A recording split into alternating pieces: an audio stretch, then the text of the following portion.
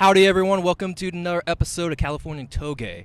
It's been a while since the last podcast. It's been a while since I last updated. And tonight's episode, we're going to talk about red flags to look for when buying a new car. Because especially, I'm going to need to get a new one soon because I am no longer Sanic. My name is now Dangles. And of course, with me, I have... A Phantom. Returning again is Borg. Excellent. And two main commentators here. So... first thing we gotta talk about, looking for a new car is, of course, looking at a Craigslist ad, OfferUp ad, whatever, and a few things to keep in mindful of when looking through those ads. First and foremost, of course, look for an ad that has pictures on it. That's the number one thing of all Craigslist ad, whatever. Multiple pictures of the actual car, not just random bullshit pictures and not bullshit pictures that you can find on Google. Try using Google reverse image search. Make sure that is a legit car first. Anything else I'd like to put in about Craigslist ads? Well, it goes without saying, but if it looks like someone's project car, it's a project car. Don't buy someone else's project car because you will be sorry. Yeah, there's never anything that comes good of buying project cars. I mean, you never know how it's done unless it's got receipts and it's from a reputable shop. And unless you can backtrack literally everything, it is not worth buying the project car because there will be more headaches than you can imagine. Yeah, I mean, the main thing is, like, say the car's got an engine swap. There's a good chance that there's going to be a lot of custom parts that the person either fabricated themselves or they source from all over the place, and it's going to be really hard to pinpoint exactly what you're going to need when something does go wrong with said project car. Yeah, and a lot of the time it's also half-assed. A lot of people don't really go for high quality. They just go for what works at the time. They don't think longevity-wise. So that's another downside to project cars. What about the old LS1 swap, the 1JZ, all those kind of things? I mean, I mean, they're called unicorns for a reason. I mean, these people have put in a lot of work and a lot of money into these, and they're gonna have a lot of fun in them too before you get them. Yeah, so for in layman's terms, they're beat to fucking shit. So yeah, it's usually the reason why they're selling is because they want to pass on the problems to somebody else and use that money to make another project car for themselves. So yeah, that's definitely the way that it usually happens. Although you do get cases like our one friend who has a 1JZ swapped SC300. Some of these are like really cleanly done. Yeah, this thing, I mean, was pretty immaculate. Like, I was very impressed with it. Like, the thing is, you really got to know what to be looking for when it comes to these kinds of cars, because like to find a properly done swap at a very reasonable price, it's basically like 1 in a million. Yeah, I understand buying project cars, especially when another thing to keep out look for, not just if it's a project car. Now, if they start listing all the mods and everything they do it, keep in mind modifications to the car doesn't mean increased in value of that car. In fact, stock cars or clean cars are worth many times more than any modification that's done to the car itself. Because remember, that car is someone else's project, not yours. Yeah, there's about three. There's 4 categories of cars that are buyable. There's the non-runner shells, pieces of shit, just anything that isn't worth your money, basically, or is only worth it for the body. There's your first category. Your second category is the clean cars, the factory cars, low mileage, high mileage, doesn't matter. Everything's been OEM and stayed OEM. There's the lightly modified cars, so things like with coilovers, bolt-on mods, stuff like that. Those will usually be just as much as the clean cars and not usually be too much farther over. Even though you can put easily double the car's value into it, it definitely won't return on those types of mods. And then the last car is a racetrack car, like a full-on race car that has documentation, full race-built motor, fully NRA, and all the fucking bullshit compliant. Yeah. And those things are always worth value because, they're already all modded out into race spec. Yeah. So that will always, they won't hold all their value, just like any car, but they'll retain a lot more than, say, a standard car. Yeah, And that's all really well and good. Also, another keep in mind is also the status title, because that can actually tell you a lot about the car even before you buy it. No, Never buy salvage. Yes. Never.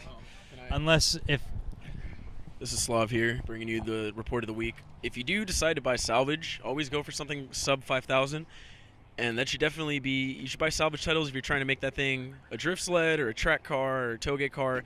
You know, something that you wouldn't have to pay insurance or smog on, per se, unless you're doing that toge life. But there's always ways around it. that's true, and we'll talk more about this in a little, but smog cars really, or salvage cars, you really have to have full incident reports and make sure that the body is completely straight. If not, then the car is literally worthless. So that's something that we'll go over, I'm sure, later on when we dive into more of the different cars. And what about this rebuilt titles? Because I've seen a Same few. thing. Same thing. Same thing. Rebuilt or salvage. It's same difference. I won't say well, they're in the same boat, but rebuilt title cars usually just completely fucked. Whereas it'll cost more than like a new car to actually make your, Salvage title means that the damage was enough to where fixing it would exceed the value of the car. Rebuilt title means that the car was rebuilt. Yep. Like it was So, rebuilt as in like the whole thing. Yeah. So those are the things, like these are like the worst case scenarios. Like you do see them somewhat often, but I mean it doesn't take a lot to be able to tell exactly what kind of car it's going to be. Well, I mean, rebuilt is inspected by the state, right? Wouldn't our glorious state inspectors say this is a good car fit for the road? Well, if you say that state inspector's name is Miguel, then yes. Oh. All right, so that would be a 7.3 Cummins. Uno momento, we're having a slight turbulence here. Yeah. Please hold your horses. You got a bro dozer who probably wants. Can I just put? Hang on. Out.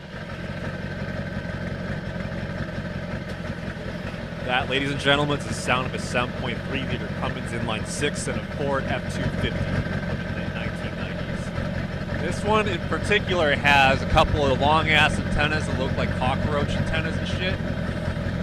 Pretty fitting because this car is probably going to be able to survive whatever nuclear holocaust that comes along.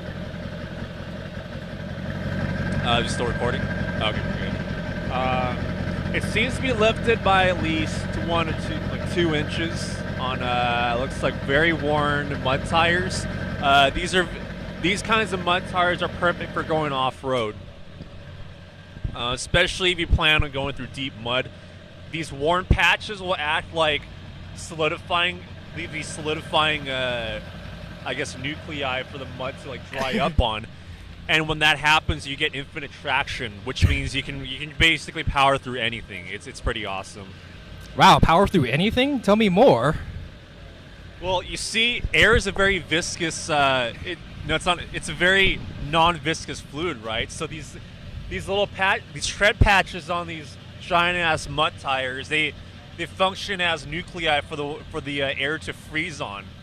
So in effect, like the air freezes around the tires and creates infinite traction, so you can drive anywhere you want, even space. My favorite thing about this this nice rhythm of the engines. Yes. It's really great because there's no drivers in them. They just started them up right next to us and are just letting them idle for no fucking reason at all. This is what we call a jabroni. All right, so I know the reason why they have to let these idle is because it is obviously negative 15 degrees out right now. And as you know, with diesel engines, the fuel tends to gel up, and they require long warm-up times in order to run at peak efficiency. So this is the reason why they're letting these engines idle for so long. Well, you know how it is, how it gets in Tecate, Mexico. It gets really cold down here, especially during the winter time. Oh yeah, it's like they say it's negative like 15 Celsius. That amounts to around 25, 26 degrees Fahrenheit. For a diesel engine, that's very chilly. So warm-up times tend to take a little bit longer than with your average vehicle. Yeah, a lot of things is what a lot of people don't realize. No, Tecate, Mexico can get really cold, but it doesn't snow here. But it's really dry. So imagine putting dry ice on your nipples. That's how cold it gets in Tecate. Yeah, basically. Plus we have like a really cold wind, and that tends to just exacerbate the wind chill factor. So I just got back or I didn't just get back. I'm going back out. Medicate real quick. Wait, what? Yeah, you You have to medicate. Oh yeah. No, not about that. But anyways, I just got back from a little bit south of the Canadian border, way up there, where it's nice and snowy.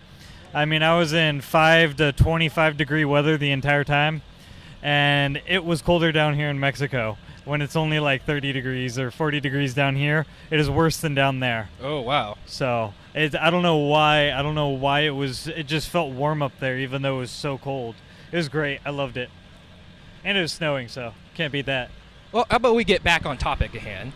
So understand that when looking through a car, especially avoid salvage or rebuilt titles, especially if you're just also use your Touge machine as a daily driver as well, because you do not know what underlying problems that thing may have. But there's also one other title I want to talk about, but a lot of people don't realize, and that's a lien. Now, if you're not familiar with liens, basically a place, company, corporation, mechanic, whatever, loan officer has put a lien on a title. That means they technically own it, not the person selling you who owns it. And with liens, this happened to me when I bought my Ford Escort a couple years ago. I bought it, I got it for $1,100. It was in perfectly running condition. Not exactly the best thing out there. I didn't even have a tack on it, but it was stick shift. It got me from point A to point B, and it was great. Until after I bought it, I tried to register at the DMV. Now, I knew it hasn't been registered for like a year or two. I can understand paying back register. I planned that. What I didn't know about the title, that there was a mechanic's lien on that.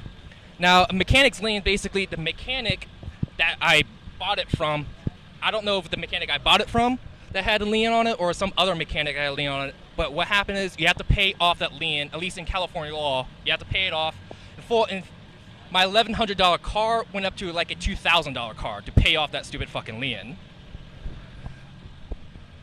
So that's also a definite thing to keep an eye out for if the title has liens on it, so you don't pay out your ass for it. Yeah, that's very true.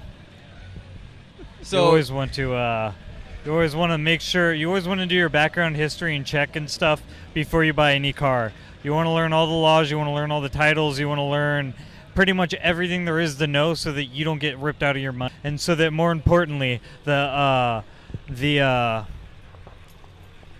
importantly, then the sale will be more smooth and you'll know exactly what you're getting, and you're not going to be as surprised down the road. Yes, definitely. Just talking about Craigslist Ads a little bit more, another thing to keep out, like certain phrases to look out for. For example, mechanic special. Avoid those. Yeah, mechanics always, if it's a shitty car and it's a mechanic car, it's literally just put together, just barely able to make it from A to B. And that's it. Literally, it is able to get you there and here, but for how long, who knows? And that's kind of the mechanic special, is that you just kind of fix it as you go and you do one little thing at a time. So they're usually in super terrible condition.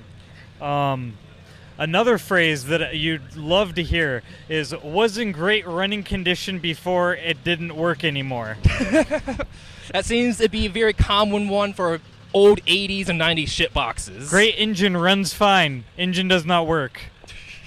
Those are also great phrases. Yes. Another thing to keep an eye out for is no test drivers, no tire kickers. I know what I got. Yes, also check out for Yes, those are the signs of a boomer selling it. Ooh. If they talk about that they never raced it, it was adult owned, and start putting in phrases like that, then I mean, it's pretty obvious that that's exactly what they were doing. Yeah, exactly. They're not going to bring it up if they weren't doing it. So that's another thing to check out. For example, if you're looking at a 240SX and it says immediately, this is not a drift car, I did not drift in it, most likely they probably did drift in that car. Was never drift. It has a welded diff, has super stretched tires in the back with like 5-degree camber. Or when you go take a look at it, Or you go check out the car itself, and like the suspension is all fucked up. The engine feels like it's like really sluggish, which is a sign that it's got low compression, by the way.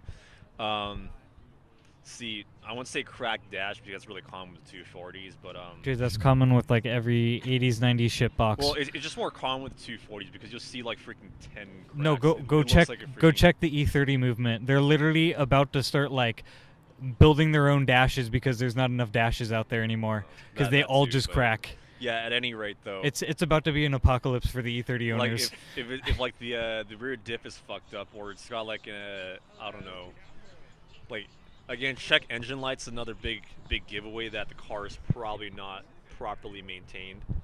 I mean, the only real way to know whether the car is a good buy, if you want to be sure, is to drive it for about a week.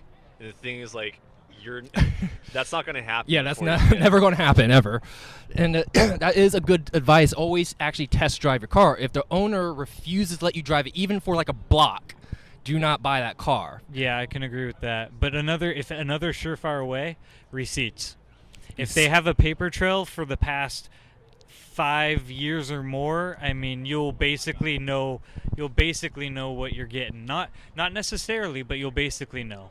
All right, so back on that paper trail topic, I could definitely chime in on that as from personal experience. So when I was looking for my WRX, I spent about a year looking for like the perfect one. Then I come up on this wagon, which is the guy was asking about $7,000 for it, which is actually a very reasonable price for like an '05. It's completely stock, unmodified, about 140,000 miles.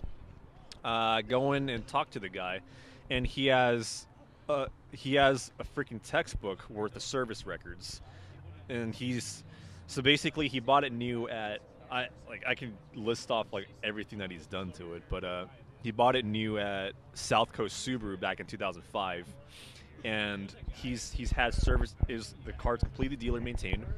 I've had service records from here in Orange County all the way up to San Francisco and Tacoma, Washington, where he's got family. And when I was test driving the car, he actually encouraged me to floor the gas pedal just to see exactly like how healthy the car is. And I mean that alone was reasons for me to buy it. I actually wasn't even looking to buy a car at that point too, but I had 6,500 available, and I offered him the price, and he's like, well, yeah, I can do that for you. Because the thing is, on the other end, there was this Stance Pro rice fat kid who probably would just fuck the car up. He basically didn't budge on the price for that kid, so he was about to pay like $7,000 for it. Oh, But wow. he let it go to me for 6,500 because he knew I was going to take care of the car, and well, it's running strong today. That's a lot of really good cars actually go between friends as well as a lot of shitty cars. But the cool thing is if you're a friend and you really show enthusiasm into the car culture, and you know if you have kind of an aura of knowledge and like mental fortitude that you know what you're doing and stuff, and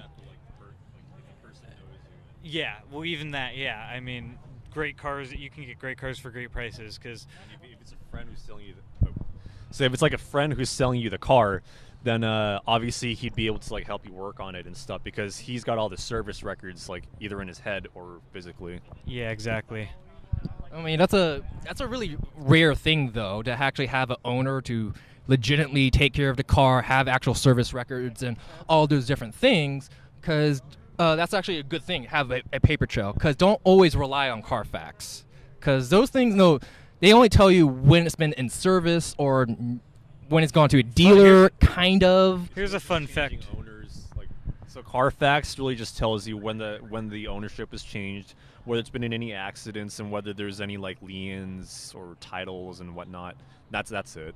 Well, even Carfax and stuff, because of it, I got my car hit.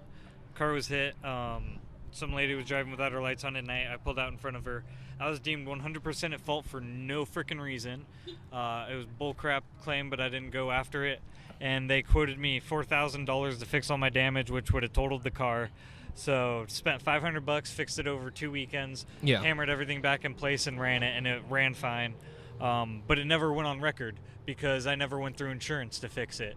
So it's still a clean title car, still has no accident history or record, so you never truly know with that. You can still hide things. The only way to truly know is bring somebody with you that knows what cars should look like or has some mechanical knowledge. Yeah. Because, for guys like me and Borg, it's easy to just look at a car and be like, yo, it was hit right here. Yeah. You can see the fender or the metal or the bodywork is crumpled. You can see that it's not straight. Like, we know what we're looking for. So having that type of knowledge with you when you go and buy a car is invaluable. Yeah, let me tell you a story how I actually bought my second car from a private owner, that is, and that was a Dodge Neon, a 2001 Dodge Neon, and I absolutely hated the shit out of it because I didn't go. I mean, I thought I went through every single step on buying a good car, what to look for, checking the suspension. I checked for leaks. I went around all of it, make sure everything was good, and I bought it same day, got a decent deal. A decent deal on it. The thing is, the one thing I didn't look at, because you know how you go to an oil change place and you change the usually. Yeah. Oh, there he goes. Well, look at that. He finally got his car to start 15 minutes later. There you go. This is only 15 minutes. I mean, come on. That ain't that bad.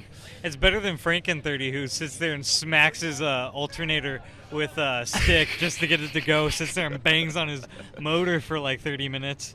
That was pretty gold, dude. That was good. It was like one of those cars with the crank in it. Yeah, exactly. Trying to get it to turn over. Oh, okay. So continuing with the Dodge Neon. Like how you go to the oil change place, you usually slap a sticker in your windshield telling you like when to change it, what type of oil they put in it, and all that. I did not look at that whatsoever because like a week later, I noticed it had 20W50 in the engine. Now that's for a compact sedan. That's like 20W50 is for like heavy machinery kind of shit. Just like heavy duty. Basically. Yeah, heavy duty, like a bulldozer or fucking like huge race cars. Yeah, even yeah, but. The thing is, I went out, just changed the oil on myself, so put some 5W30, standard for like sedans and stuff. Yeah, it did have a slight leak, but the big thing that happened after that, I started hearing a knock in my engine. I took it to the mechanic, and they saw that I had a rod knock. Yeah, that's another thing. Like a lot of sellers, like if they just want to cover shit up, like any oil leaks, any engine problems, like what they'll do is like they'll just put in like really thick oil, because a high viscosity oil will actually cushion like any mechanical, I guess, interferences. So like if you got rod knock, like Dangle said, any oil leaks, like it won't show until you finally change the oil, and it's like, well, basically has a hemorrhage. Yeah, so that's definitely another thing to keep an eye out for, is just check out. I don't know how you can check the viscosity of the oil in the engine though without. Yeah, like it's not, you can't exactly check it, so. Unless of course they have service records, then you know exactly what they got. That's definitely a thing. If check the service records. I mean, I was super kind of stupid because it was right there going to be the whole time. I just never noticed because it's. I don't know. That sticker there, I just kind of ignore it most of the time. Yeah. And that's the thing, dude, is buying a car is very exciting. And when you're excited, you tend to make mistakes. Oh, and when yes. you do that, you either overbuy or buy something that you shouldn't have bought. So it's always good to it's not only just good to wait and be patient.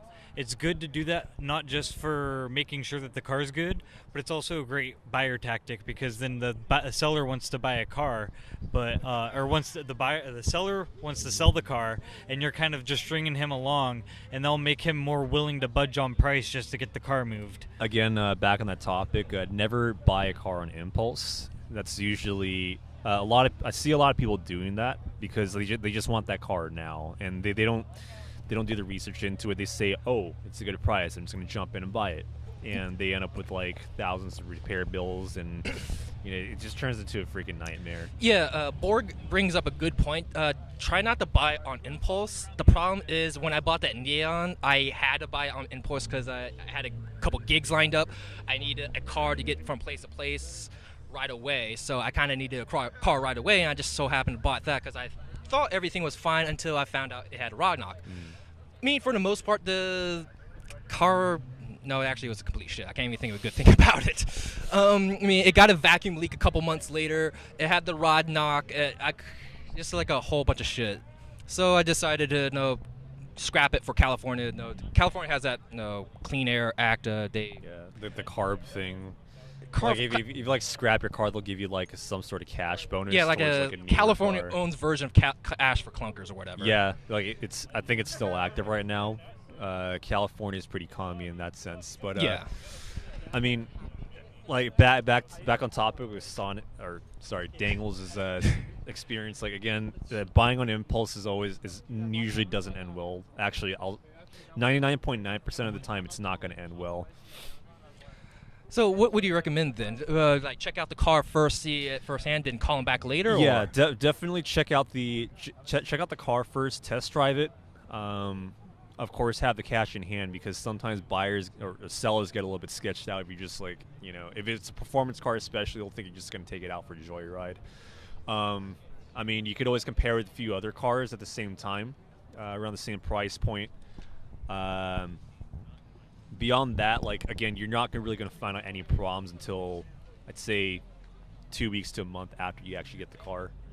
That's very true. Yeah, because the thing is, they're not for the most parts. If a problem isn't showing itself, it's going to be that way for another couple of weeks before it makes itself known.